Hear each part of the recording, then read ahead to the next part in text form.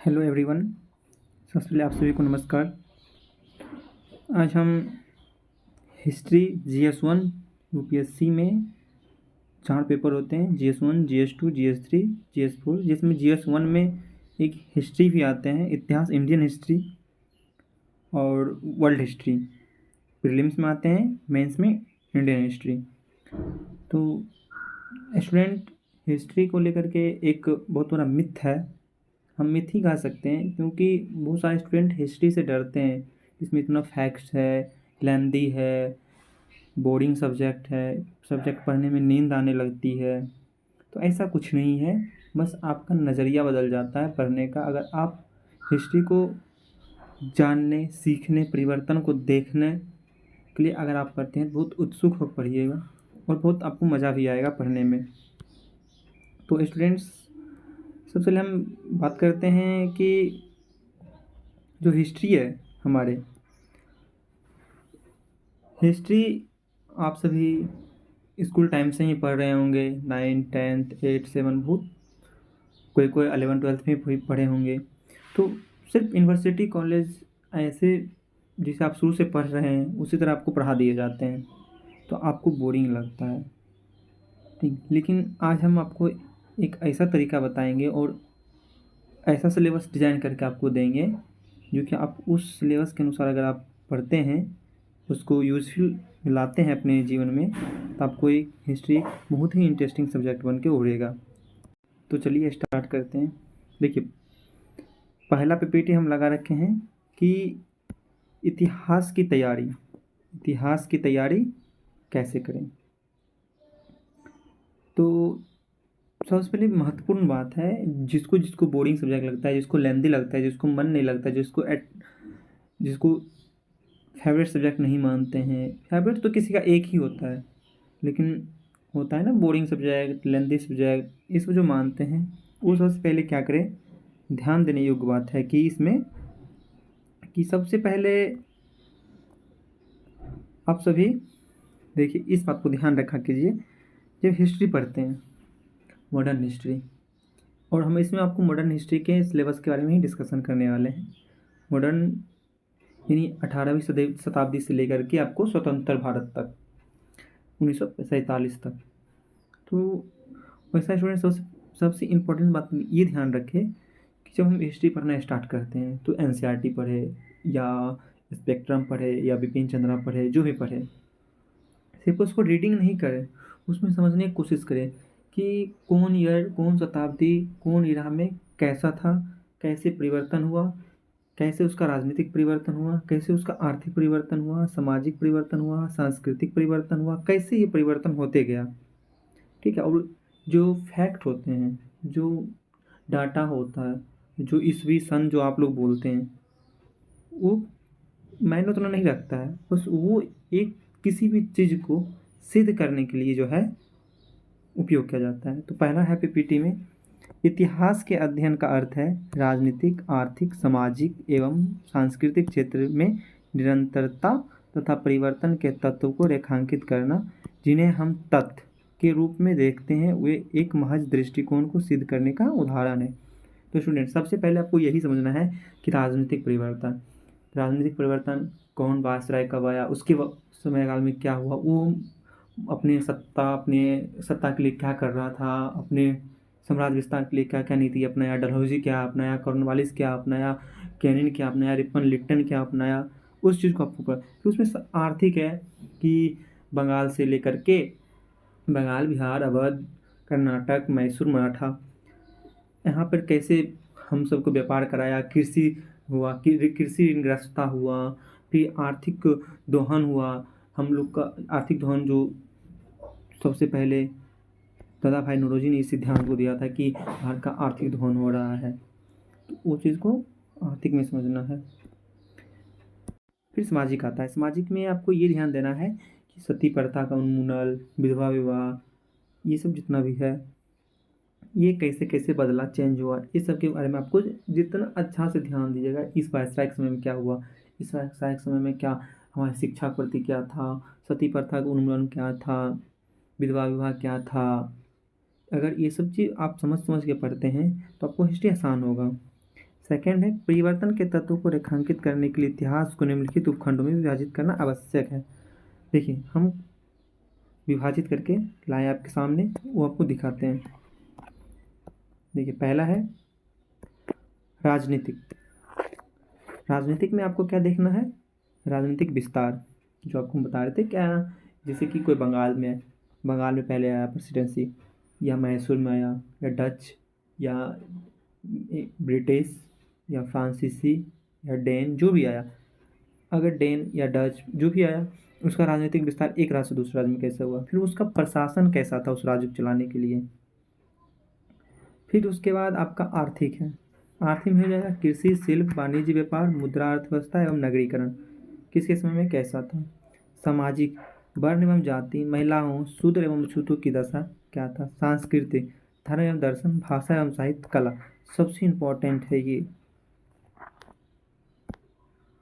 अगर आप इसको समझ गए ना हिस्ट्री में, इसको अगर आप हिस्ट्री में समझ गए तो आप पूरा हिस्ट्री समझ जाओगे, चाहे वो एंशिएंट हो, चाहे वो मेडाइवल हो, चाहे वो मॉडर्न हो, तीनों में ये बहुत ही इंपॉर्टेंट है। यूपीएससी के, यूपीएससी बहुत ही इंपॉर्टेंट है। अगर आप ये समझ जाओगे, ये समझ जाओगे, ये कृषि, शिल्प, वाणिज्य अगर समझ जाओगे तो आपका इकोनॉमिक्स जो है, इकोनॉमिक्स भी आपका सही हो जाएगा। इसमें धर्म एवं दर्शन कौन सा था, जैसे कि अशोक, बौद्ध धर्म, अशोक पहले शैव धर्म में था, फिर बाद में बौद्ध धर्म में आया, फिर उसके बाद जैन धर्म अपनाया, कोई कोई बौद्ध धर्म, कोई जैन धर्म, कोई ब्राह्मण। उसी तरह कोई भाषा, संस्कृत, पाली, ख्रोष्टी, अरामाइक। जैसे साहित्य हो, कौन सा साहित्य क्या है, किसके समय में कौन सा साहित्य लिखा गया। कला, कौन सा कला किसमें है, मथुरा कला, गंधार कला, या पटना शैली कला, या मिथिला कला क्या है, ये आपको संस्कृति में देखना है। उसके आगे है इतिहास लेखन। इतिहास लेखन सबसे इम्पोर्टेंट है। अगर आप इसे तो जीएस में तो उतना इतिहास लेखन का प्रयोग नहीं किया जाता है, थोड़ा बहुत करके आप निकल सकते हो। अगर आप ऑप्शनल का स्टूडेंट हो तो आपको इतिहास लेखन बहुत ही इम्पोर्टेंट है, बिना इतिहास लेखन का ऑप्शन होगा ही नहीं। तो इसमें है पहला प्राच्यवादी, उपयोगितावादी, राष्ट्रवादी, मार्क्सवादी, संशोधनवादी।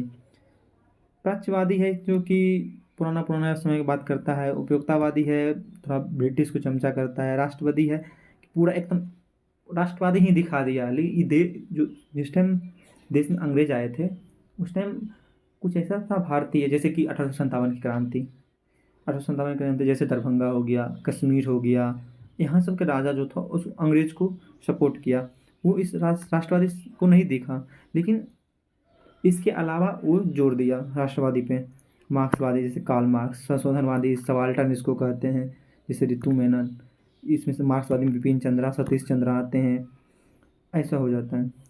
आगे है अतीत एवं वर्तमान के बीच संवाद। हिस्ट्री क्या है, अतीत एवं बीच के संवाद, यानी अतीत हमारे पूर्वज और हम दोनों बीच का कड़ी है, हम मेरे पूर्वज को हमसे जोड़ रहा है, ये है अतीत एवं वर्तमान के बीच का संवाद। हिस्ट्री, हिस्ट्री क्या है तो ये है। कहता है अतीत की व्याख्या के क्रम में अतीत को वर्तमान से जोड़कर देखने का प्रयास अथवा प्राचीन काल की घटनाओं की मध्यकालीन एवं आधुनिक घटनाओं से तुलना। आगे है स्टूडेंट्स आधुनिक भारत का इतिहास, एक परिचय। यहाँ से आपका मॉडर्न हिस्ट्री का सिलेबस स्टार्ट होता है। अगर आप चाहोगे तो लिख सकते हो। अगर आप ऐसे पढ़ते हो तो आपका एक बेहतरीन बन जाएगा। आपका जो ये सिलेबस है GS1 का, आपको इतना इंटरेस्टिंग पैदा करेगा, इतना इंटरेस्ट पैदा करेगा क्या कभी सोचे भी नहीं। लेकिन हाँ, इस चीज़ को अगर फॉलो करोगे, हाँ कोई भी चीज़ पढ़ो, 1 घंटा पढ़ो, उसमें 10 मिनट सोचो, 2 घंटा पढ़ो, 20 मिनट सोचो, थिंकिंग जितना करोगे उतना आपका हिस्ट्री बेटर होते जाएगा। ऐसे कैसे हो गया, ये कैसे होगा, इससे ये जुड़ सकता है, उससे वो जुड़ सकता है, ऐसे जब तक आप करोगे, जुगाली करना जिसको कहते हैं, देखते हो गाँव में गाय खाना खा के पास जो करते रहता है, उसे जुगाली करना है आपको। तो है, देखिए सिलेबस अगर आप लिखना चाहते हो तो लिख सकते हैं। देखिए इसमें क्या दिया है, आधुनिक भारत तथा समकालीन भारत के इतिहास के निम्नलिखित महत्वपूर्ण भागों में बांटकर देखा जा सकता है। पहला 18वीं शताब्दी का पूर्वार्ध। इस 18वीं शताब्दी का पूर्वार्ध क्या कैसे होगा, जो बताओ कमेंट में करके बताना इसे।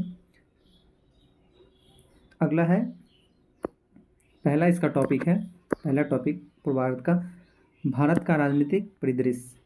भारत का राजनीतिक परिदृश्य पूर्वार्ध में कैसा था, चलो हम बता ही देते हैं।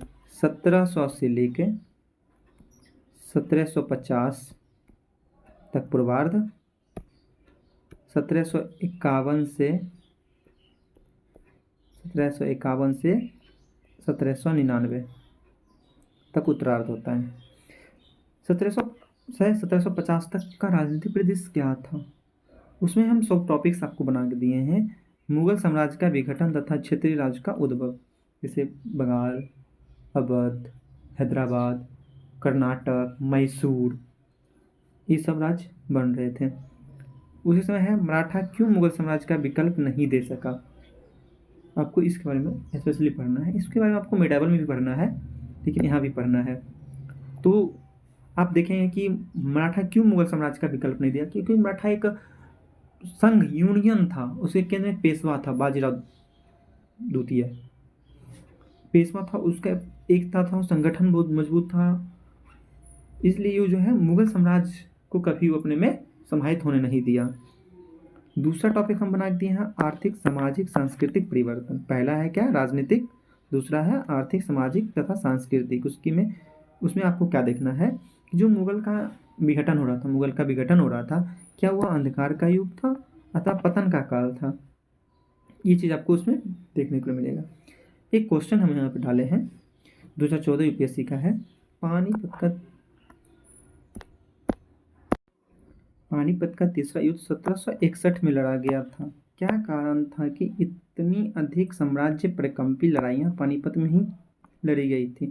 तो स्टूडेंट्स, ये 2014 में यूपीएससी के द्वारा पूछा गया है, इसका क्या कारण था आप लोग कमेंट्स में करके हमें ज़रूर बताना। अगला है इसका दूसरा पार्ट, जिसमें हम 18वीं शताब्दी का उत्तरार्ध बताएं। 18वीं शताब्दी का उत्तरार्ध कब से कब है, 1751 से लेकर 1799, यानी 1800, कहीं कहीं 1750 ही दिखाता है, कहीं अलग अलग अपना है, ये आप लोग देख लेना एक बार। दूसरा हम टॉपिक दिए हैं 18वीं शताब्दी का उत्तरार्ध। इसमें आपको क्या क्या देखना है, ब्रिटिश शासन की स्थापना तथा विस्तार कैसे हुआ, ब्रिटिश कंपनी कैसे एक व्यापारिक कंपनी से राजनीतिक शक्ति में तब्दील हो गया, वो तो आए थे व्यापार करने, फिर ऐसा क्या माहौल बना, क्या घटना हुआ जो व्यापारिक से एक राजनीतिक में बदल गया। फिर उसके बाद दिए हैं किन कारणों से ब्रिटिश फ्रांसीसी शक्ति के विरुद्ध सफल रहे, किन कारण ब्रिटिश कंपनी फ्रांसीसी साम्राज्य को, फ्रांसीसी शक्ति को भारत से खदेड़ने का काम किया, किस तरह उसको दबाया गया, किस तरह उस पर विजय प्राप्त किया ब्रिटिश कंपनी ने। अगला है भारतीय राज ब्रिटिश शक्ति के विरुद्ध क्यों सफल नहीं हो सका, भारतीय राज ब्रिटिश शक्ति के विरुद्ध क्यों सफल नहीं हो पाया, वो आपको देखना है। ये आप बताओगे कहाँ से मिलेगा, अगर आप इसके लिए आप एनसीईआरटी पढ़ते हो, ठीक है, आप एनसीईआरटी पढ़ते हो तो आप उससे भी ये निकाल लोगे। जैसे आप 8 का एनसीईआरटी हो गया मॉडर्न, नहीं न्यू एनसीईआरटी, फिर 12th का मॉडर्न हो गया, आप लोग इससे भी निकाल सकते हो, ठीक है। इसके लिए हम एक अलग वीडियो में आपको बताएंगे कि कौन सा बुक किसके लिए क्या पढ़ना है। अगर आप कहीं से कोचिंग इंस्टीट्यूट ज्वाइन कर रखे हैं तो आप जो टीचर पढ़ा रहे हैं ओबियसली इसी के इर्द गिर्द पढ़ाएंगे। अगर नहीं भी पढ़ा रहे हैं तो इस अनुसार आप लोग जो है अपनी नोट्स को फॉर्मेट कर सकते हो। अगला है, क्या ब्रिटिश ने भारत को बेखबरी के दौर में जीता, क्या ब्रिटिश ने भारत के मुक्तिदाता की भूमिका निभाई। एक प्रश्न डालें इसमें 2017 का, सुस्पष्ट कीजिए कि मध्य 18वीं शताब्दी का भारत विखंडित राजतंत्र की छाया से किस प्रकार ग्रसित था, किस प्रकार ग्रसित था, वो आप लोग पढ़ के एनसीईआरटी पढ़ोगे, जब बुक पढ़ोगे, इसमें कमेंट में आप करके, या आप जानते होंगे तो कमेंट में बताना। देखिए एक चीज़ इंपॉर्टेंट बात ध्यान देना स्टूडेंट्स, कि यहाँ पे है सुस्पष्ट कीजिए, इसके लेकर के हम एक वीडियो आपको आज या कल ही डाल देंगे कि सुस्पष्ट कीजिए, मूल्यांकन कीजिए, आलोचनात्मक कीजिए, प्रकाश डालिए, ये सब क्या होता है, इसके लेकर के हम एक वीडियो आप लोग को बना करके डाल देंगे, तो देख लेना।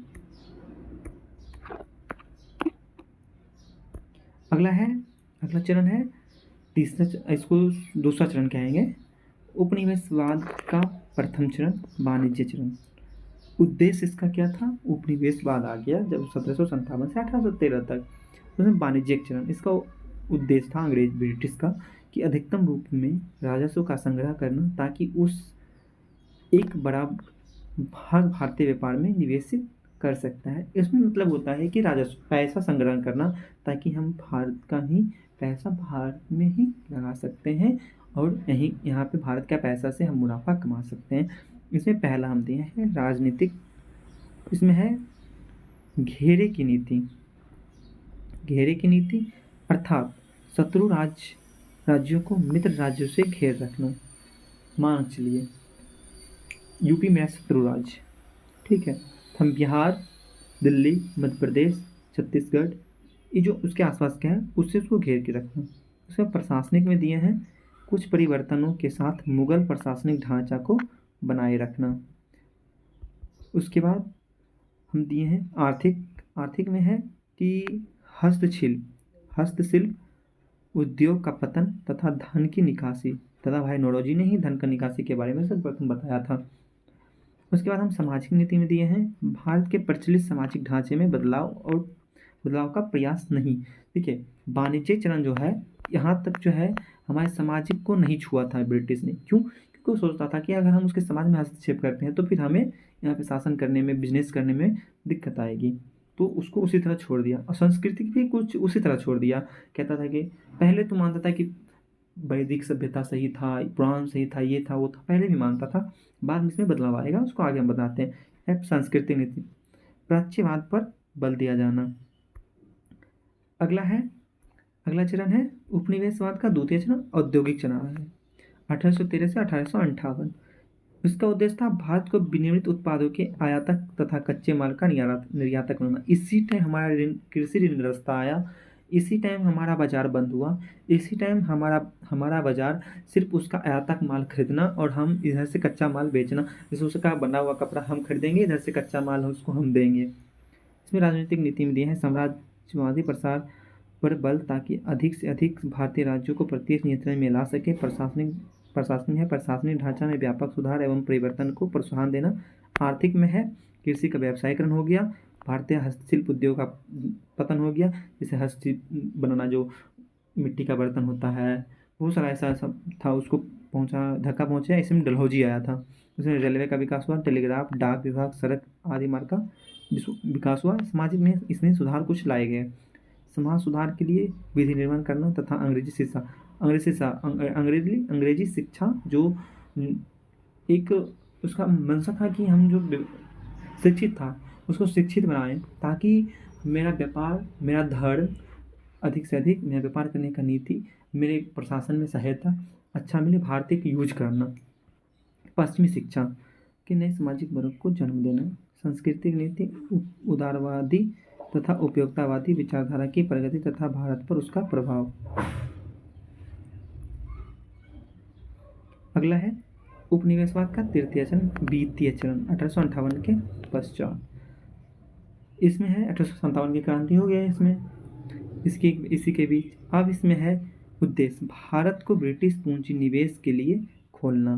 ब्रिटिश पूंजी निवेश के लिए खोल दिया गया। 1857 के विद्रोह जैसी घटना को पुनरावृत्ति को रोकना, उसे दोबारा क्रांति ना हो। अन्य औद्योगिक शक्तियों की चुनौती को देखते हुए भारत पर ब्रिटिश नियंत्रण को मजबूत होना। विक्टोरिया अपने हाथ में यहाँ का प्रशासन ले लिया। पहला है राजनीतिक नीति। भारत में विस्तारवादी नीति को छोड़ दिया गया और अप्रत्यक्ष प्रसार पर बदल दिया गया। प्रशासनिक व्यवस्था इस प्रकार से सुधार लिया गया कि 1897 के विद्रोह जैसी घटना की पुनरावृत्ति नहीं हो सके। आर्थिक नीति में भारत में बड़ी मात्रा में वित्त का आगमन, परंतु औद्योगिक के लिए प्रयास नहीं। सामाजिक नीति में 1857 के विद्रोह घबराकर सामाजिक क्षेत्र में हस्तक्षेप का नीति का अपनाया जाना। संस्कृति आरंभ में ब्रिटिश के द्वारा नस्लवादी विभाजन पर बल दिया जाना, तत्पश्चात सांप्रदायिक विभाजन पर बल दिया जाना। अगला है भारतीय राष्ट्रवाद। अब आ जाएगा भारतीय राष्ट्रवाद। भारतीय राष्ट्रवाद में 3 बना के दिए हैं। पहला अर्धराष्ट्रवादी, दूसरा 1857 का विद्रोह, उसके बाद आधुनिक राष्ट्रवादी आंदोलन। अर्धराष्ट्रवादी में है और 19वीं शताब्दी की जनजातीय एवं किसान विद्रोह, फिर है आधुनिक राष्ट्रवादी में 19वीं शताब्दी का समाज एवं धर्म सुधार आंदोलन। उसके बाद है 20वीं शताब्दी के आरंभ में निम्न जाति आंदोलन विकास तथा भीमराव अम्बेडकर, पेरियार, नायकर, श्री नारायण गुरु जैसे नेताओं का भूमिका। फिर 1920-1930 के दशक में समाजवादी साम्यवादी आंदोलन की भूमिका। फिर इसे है परंपरावादी तत्व, उसमें है फिर कांग्रेस का उदारवादी चरण आएगा, इसमें कांग्रेस का उग्रवादी चरण आएगा। फिर दोनों मिला के गांधी का आगमन होगा, 19वीं शताब्दी किसान आंदोलन और ये जो घटना हुआ पूरा उसमें मिला के गांधी का आगमन होगा। फिर राष्ट्रीय आंदोलन का आधार बनेगा, उसका भारतीय राष्ट्रवाद को जनाधार मिलेगा, किंतु इसका आधार सवर्ण ही बना रहेगा उस टाइम भी। और राष्ट्रीय आंदोलन का सवर्ण आधार कमजोर हुआ तथा इसका रूप अधिक समावेशी हुआ। राष्ट्रवाद पहले की तुलना में अधिक समावेशित हो गया क्योंकि किसान के साथ साथ श्रमिक भी इसके साथ देने लगे। उसके बाद है स्वतंत्र भारत। ब्रिटिश औपनिवेशिक विरासत एवं राष्ट्र निर्माण कैसे हुआ। विभाजन, हिंसा एवं दंगे तथा भारत की राजनीतिक एवं विदेश नीति पर इसका प्रभाव। देसी रियासत का विलय। देसी रियासत कितना था, 500 कुछ ऐसे देसी रियासत था जिसको कि एक साथ सरदार वल्लभ भाई पटेल इतना महान इंसान थे जो कि एक साथ, जिसमें कि जम्मू कश्मीर और हैदराबाद बहुत परेशान किया और जूनागढ़, तीन ऐसे स्थान से बहुत परेशान किया, लेकिन राष्ट्र मिला ही लिए। एक नए संविधान के माध्यम से औपनिवेशिक समाज का प्रजातांत्रिक समाज के रूप में रूपांतरण। भारतीय राष्ट्र के बहुलवादी चरित्र की समझ। राजभाषा राष्ट्रभाषा नीति। अब भाषाई आधार पर प्रांतों का गठन। Uniform civil code. क्या था, कहीं पे हिंदी था, कहीं पे उर्दू था, कहीं पे इंग्लिश था, कहीं पे कुछ था, कहीं पे लोकल, कहीं मराठी, कहीं पंजाबी, कहीं हरियाणवी, ये सब को लेकर के बहुत आपसी मतभेद था, तो उसको एक जगह लाया गया। उन लोगों को सामंतवाद एवं उपनिवेशवाद की चक्की में पीस रहे थे सामाजिक न्याय प्रदान करना। जो सामंतवाद उपनिवेशवाद चक्की में पीस रहे थे, सामंतवाद कि बेटा पदादा जो हायरार्की होता है उसने चक्की में पीसा, उसने सामाजिक न्याय का प्रदान किया। भारतीय अर्थव्यवस्था को पुनर्चरण, कृषि सुधार, जमींदारों उन्मूलन, भूदान आंदोलन, हरित क्रांति, सिंचाई का विकास, नेहरूवादी आर्थिक मॉडल, आर्थिक नियोजन, स्वतंत्र विदेश नीति के माध्यम से भारत की पहचान को स्थापित किया। यहीं पे स्टूडेंट्स समाप्त होता है। अगर आप लोग को ये वीडियो अच्छी लगी हो तो कमेंट में करके ज़रूर बताएं ऐसा वीडियो बनाने के लिए, और अपने दोस्तों के साथ जो यूपीएससी का प्रिपरेशन कर रहे हैं, करने वाले हैं, उन स्टूडेंट्सों के पास आप शेयर करें, लाइक करें एंड इस चैनल को सब्सक्राइब करें, ताकि आपको इसी तरह का इन्फॉर्मेशन इससे और अलग अलग तरह का इन्फॉर्मेशन जो कि आपके डिस्क्रिप्शन में दिया हुआ है, ठीक है, आप जो है इसी तरह का वीडियो देखने के लिए चैनल को सब्सक्राइब करें। Thank you.